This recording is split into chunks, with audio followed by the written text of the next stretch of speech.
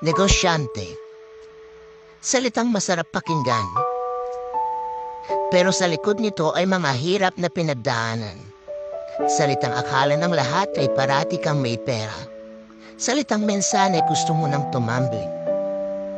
Pero dahil sa salitang ito, ay patuloy kang lumalaban kahit gaano man kahirap. Dahil ikaw ay isang negosyante na patuloy pang nanangarap sa ikakaganda ng negosyo mo.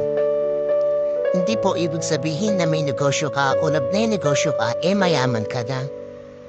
Mayaman lang po kami sa pangarap at pananalig na mabago ang pagmulong buhay namin. Kaya bago mo isipin na mayaman na ang isang negosyante, malamang hindi mo alam ang hirap at pagod na pinagdaanan niya. Kaya sa mga negosyanteng patuloy lumalaban para sa kanilang mga pangarap, saludo po ako sa inyo.